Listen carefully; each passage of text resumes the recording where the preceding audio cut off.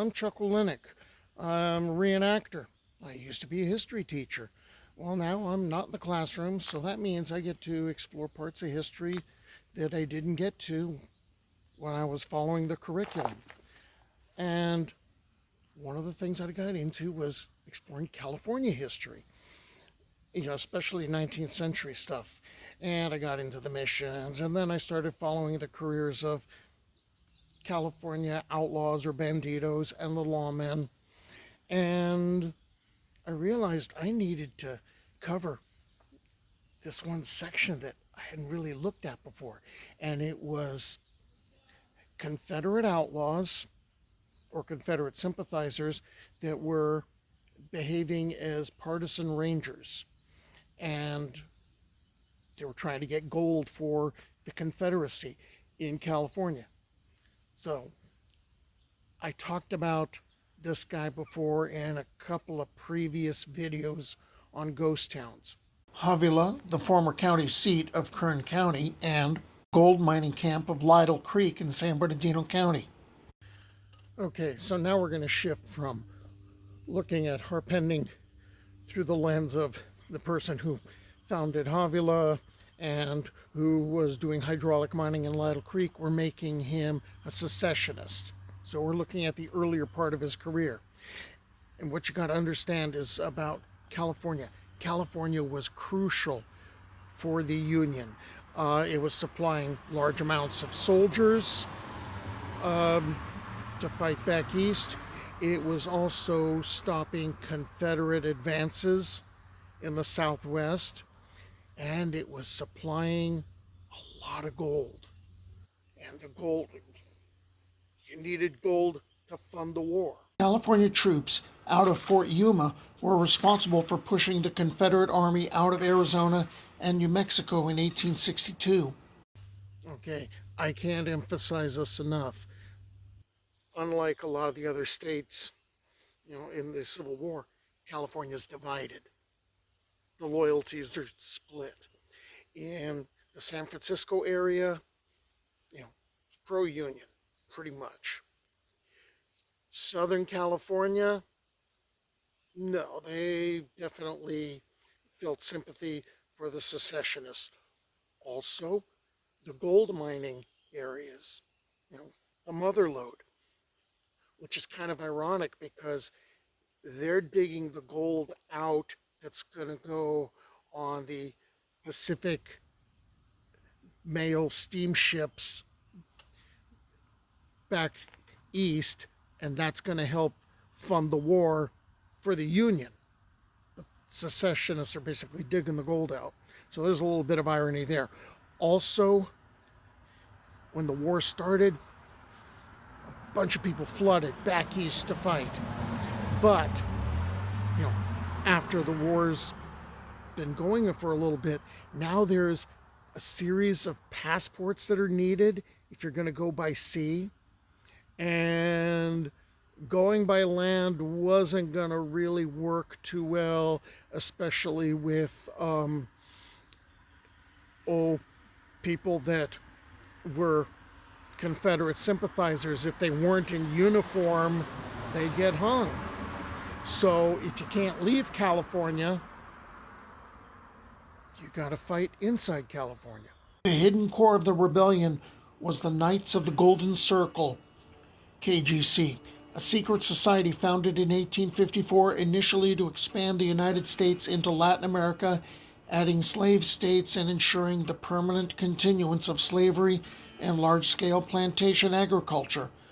The goal was to increase slavers' political and economic power irreversibly. The KGC was organized in 3 overall degrees as well as into local castles. Each local castle was required to perform military drills in preparation. During the Civil War, several KGC castles just joined the Confederate Army in groups. But if you're going to fight a war, you need money to do it. Well, what the South had, they had cotton. Lots of cotton. And there were mills in Britain and in France that wanted that cotton. But there's a problem. The cotton can't get to Britain or France because there's Union blockades. So that means the cotton is going to basically sit and rot in warehouses. The gold that's in California, that's a blessing for the Union. In the words of General Ulysses S. Grant, I do not know what we should do in the great national emergency were it not for the gold sent from California. Since these gold shipments were critical to the Northern War effort, one of the high priority Southern aims was to seize the gold.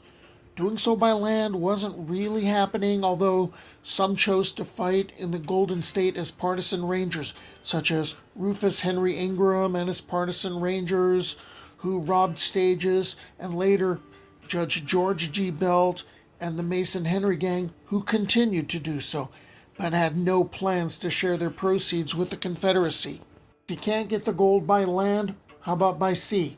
The Pacific Mail steamships carried the gold regularly from the gold fields of the Sierras, and they plied the route from San Francisco to New York with, as I said, great regularity. So why not equip a schooner as a privateer? This is where we get to Asbury Harpending and his part in the Confederacy. The three ringleaders of the plot, Harpending, fellow Kentuckian Ridgely Greathouse, and the Englishman Alfred Robbery, were Knights of the Golden Circle. They purchased and provisioned a 90-ton schooner, the J.M. Chapman. They intended to use as a privateer. It was equipped with 2 rifled 12-pounder brass cannons. These men would use the Southern Raiders as their models. These raiders caused massive damage to the Northern Merchant Marine during the war. The Chapman was smaller, however, than the typical Southern raider, but that made it fast and nimble, and, when properly armed, could make an unarmed merchantman stand to.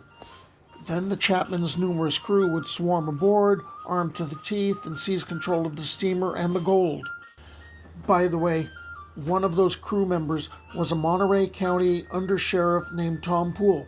I mentioned him because I'd seen his name before in other accounts, and he's going to be showing up in other videos. So the conspirators, Harpington, Greathouse, and Brewery, they've got their ship. 90-ton schooner, the J.M. Chapman. They've got a crew. They're waiting on the navigator, a man named Law. Law doesn't show up. However, what you have are 2 boatloads of sailors and Marines that show up, and a tugboat filled with San Francisco police. And they arrest these guys. And what's awesome was here they are trying to get rid of the evidence. They're trying to burn the evidence, and at the same time they're trying to eat some of the evidence. And neither the fire nor they consumed the evidence fast enough.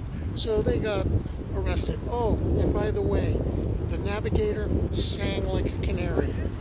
And so they were sentenced to 10 years in prison and fined $10,000. I'd assumed that they were incarcerated on Alcatraz, even though Marin County's San Quentin, pictured here, the state's only prison, was already operating since 1854.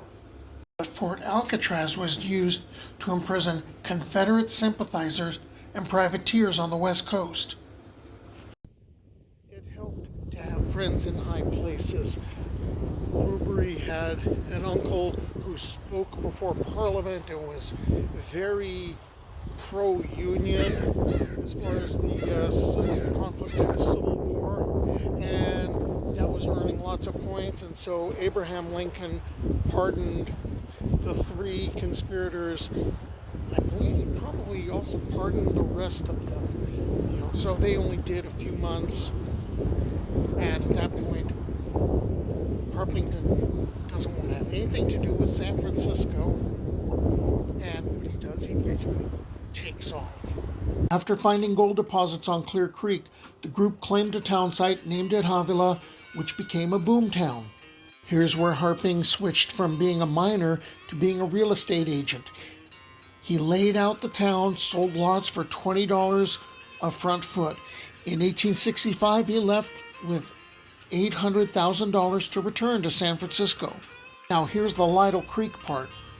The richest find of gold in Lytle Creek, San Bernardino County, was at Texas Point along Lytle Creek. In 1867, Harpending, now an investor from San Francisco, acquired the property and brought in hydraulic equipment.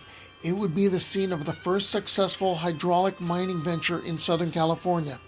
There were a lot of complaints about hydraulic mining, and in 1869, right before hydraulic mining was to be curtailed, the Harpending Company sold Texas Point to a company of Frenchmen who continued and expanded upon the mining in the early 1870s and reportedly accumulated $50,000 for their efforts in 1 year.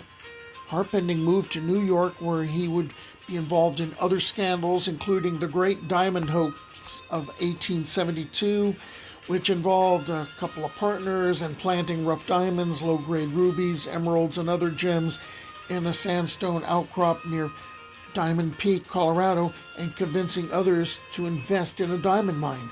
However, there was a geologist who noticed pretty quickly that the mine had been the land had been salted, and he notified the investors. Harpending would retire to Kentucky and become involved in investment and speculation on Wall Street. In 1913, he published his biography, The Great Diamond Hoax and Other Stirring Episodes in the Life of Asbury Harpending, an epic of early California. I'm going to continue following more outlaws. Hope you stick around and watch the channel. Bye.